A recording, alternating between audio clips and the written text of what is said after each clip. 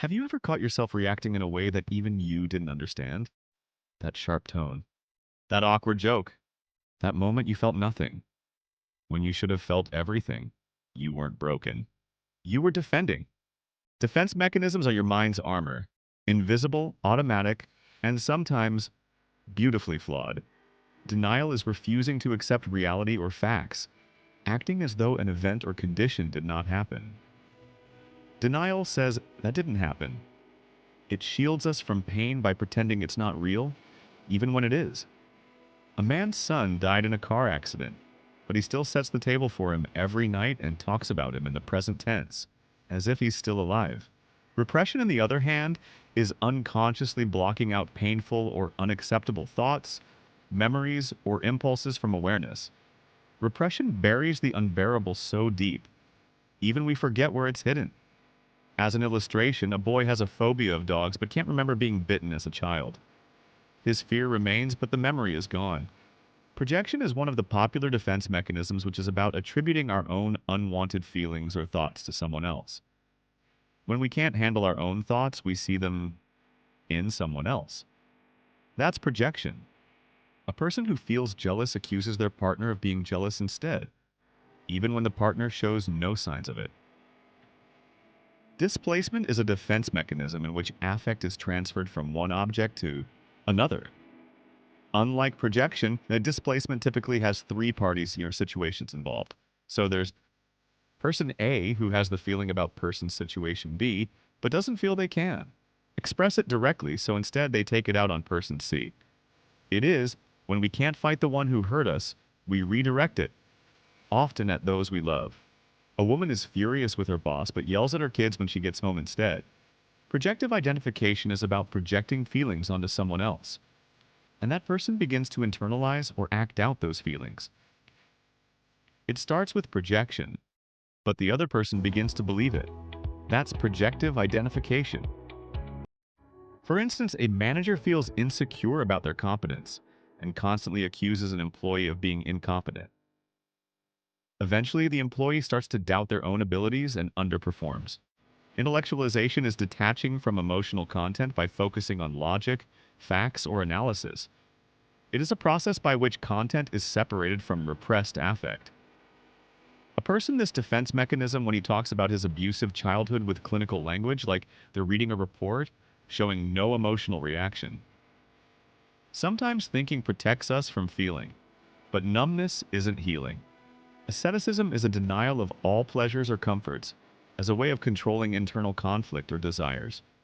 To illustrate this defense mechanism, a student refuses to eat, sleep, or engage in any fun activity until they finish a high-pressure thesis, even though they're burning out. When life feels chaotic, some seek purity through complete control, even at the cost of joy. Sublimation is about transforming unacceptable urges into socially acceptable or constructive activities. A person using sublimation will displace unacceptable instincts for constructive and socially acceptable behaviors. Sublimation turns fire into fuel, destruction into discipline, pain into purpose. A man with aggressive impulses becomes a successful boxer and trains young people in discipline and control. Introjection. Internalization is taking in beliefs, standards, or voices of others as part of your own inner world.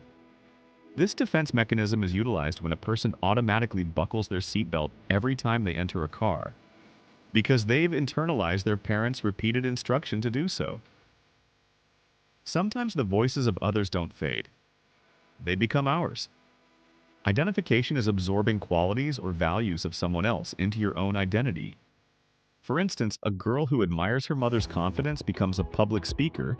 Adopting her mother's tone and posture is this defense mechanism.